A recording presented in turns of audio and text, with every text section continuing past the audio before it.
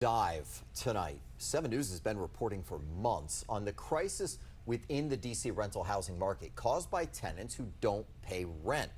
Well, tonight, there's a glimmer of good news to report for landlords. It involves a landlord-tenant dispute in Southwest D.C. that worked out in part because of our I-Team's coverage. 7 News I-Team investigator John Barr is here with more on this story. John?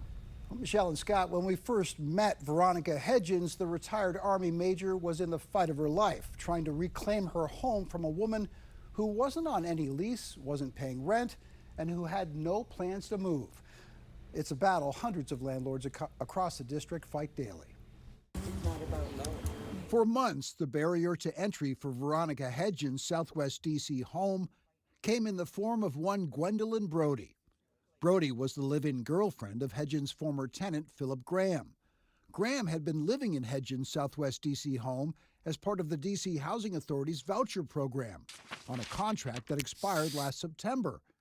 After Graham unexpectedly died in October, his girlfriend Broadie refused to move out.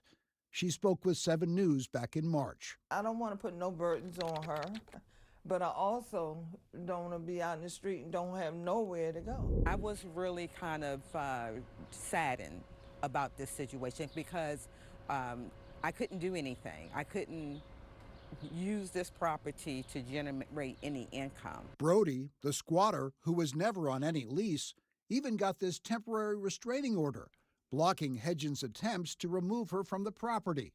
How many months was Miss Broadie here where you didn't get any rent? She was here 9 months where I did not get any rent. The standoff played out in D.C. Superior Court, eventually leading to mediation in early March, which is around the time the I-Team first reported this story. Broadie finally moved out in June. It was your program that brought light to my situation that I could not seem to get out of. So I think, you know, in all honesty, I owe you all a great thank you for helping this matter become a closed matter.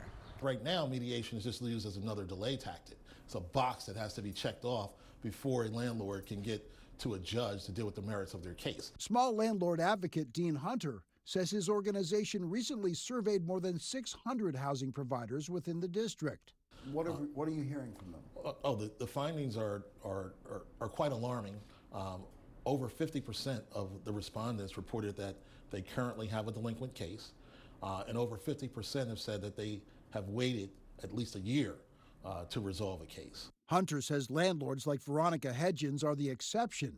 The virtual court calendar and forced mediation, he says, are just a few of the factors causing housing disputes to drag on, often for more than a year.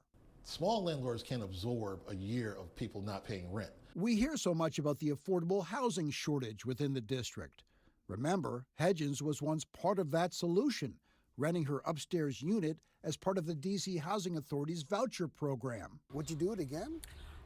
I would not do it again. They need somebody to address people who move in who are not on the lease. That's the biggest part. When we first met Hedgens, she was facing foreclosure. Now she has her home back and is renting out the units as Airbnbs. A lot has changed because now I'm paying my mortgage and the property is mine. What's that feel like? That feels free. It feels like I don't have to take care of somebody that I don't know. I'm still playing catch up with my mortgage, but I'm moving forward now.